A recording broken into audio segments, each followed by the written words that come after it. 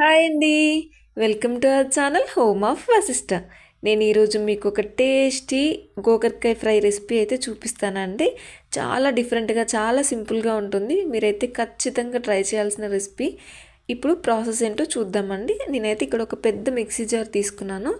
అందులో ఆనియన్, పచ్చిమిర్చి, ఒక 2 టేబుల్ స్పూన్స్ పచ్చి కొబ్బరి వేసుకోవాలి. అలాగే సాల్ట్ వేసుకొని కచ్చపచ్చాగా మిక్సీ పట్టుకొని పెట్టుకోండి. అలాగే అందులో మనం క్లీన్ చేసుకున్న గోకరకాయను కూడా వేసి జస్ట్ బరకగా అయితే గ్రైండ్ చేసి పెట్టుకోండి. లేదు మీ దగ్గర రోలు ఉంటే ఇలా బరకగా అయితే గ్రైండ్ చేసి పెట్టుకోండి. చాలా బాగుంటుందండి ఈ రెసిపీ. గోకరకాయ అంటే ఇష్టం లేని వాళ్ళు కూడా చాలా ఈజీగా తినేయచ్చు. మళ్ళీ మళ్ళీ కావాలి అని అంటారు, అంత బాగుంటుంది. ఖచ్చితంగా ట్రై చేయండి. ఇప్పుడు రెసిపీలోకి అయితే వెళ్ళిపోదామండి. స్టవ్ మీద కడాయి పెట్టుకొని ఆయిల్ వేసుకొని తాలింపు దినుసులు, కరివేపాకు వేసుకొని మంచిగా ఫ్రై అయ్యేలాగా ఫ్రై చేసుకోండి. ఆ తర్వాత జింజర్ గార్లిక్ పేస్ట్ వేసుకొని ఆ పచ్చి వాసన అంతా పోయేంత వరకు ఫ్రై చేసుకోండి. అయితే గోకరకాయ అంటే ఇష్టం లేని వాళ్ళు కూడా ఈ విధంగా అయితే చేసుకొని తినండి, మీకు చాలా బాగా నచ్చుతుంది. ఇందులో ఫైబర్ కంటెంట్ బాగుంటుందండి. సో ఫైబర్ని ఖచ్చితంగా మీ డేలో ఎవ్రీ మీల్కి ఉండేలాగా చూసుకోండి. ఇప్పుడు ఇందులో పసుపు కూడా వేసాక ఒకసారి అంతా మంచిగా ఫ్రై అయ్యేలాగా కలుపుకోండి.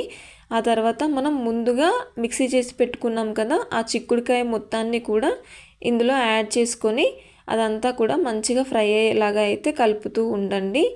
అయితే ఇందులో మనం ఏం మసాలాస్ కూడా వేయట్లేదండి, అలాగే వాటర్ కూడా ఏమీ వేయము. కాబట్టి ఫ్లేమ్ని సిమ్లో పెట్టుకొని కలుపుతూ అయితే ఫ్రై చేసుకోవాలి.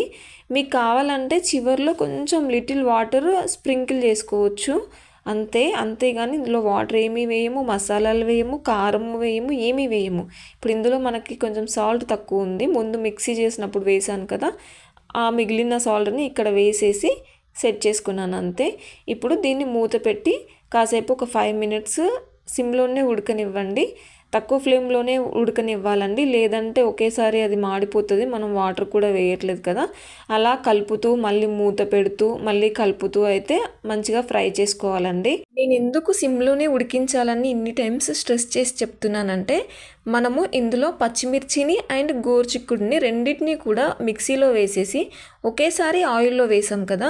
సో ఆ పచ్చిమిర్చి ఘాటు అనేది తగలకుండా ఉండాలంటే అది మంచిగా లో ఫ్లేమ్లో ఫ్రై అవ్వాలండి. దానికోసమనే చెప్పాను అంతే. అలా నీట్గా ఎక్కువసార్లు కలుపుతూ ఫ్రై చేసుకున్నామంటే గోకరకాయ తొక్కు ఫ్రై అయితే రెడీ అయిపోతుందండి. చాలా టేస్టీగా ఉంటుంది. ఫైనల్గా కొత్తిమీర వేసుకొని సర్వ్ చేసుకున్నారంటే చాలా బాగుంటుంది. ఖచ్చితంగా ట్రై చేయండి. అలాగే మీకు రెసిపీ ఎలా కుదిరిందో నాతో కమెంట్ రూపంలో షేర్ చేయండి. మీకు కనుక వీడియో నచ్చితే please like, share and subscribe my channel. Thank you.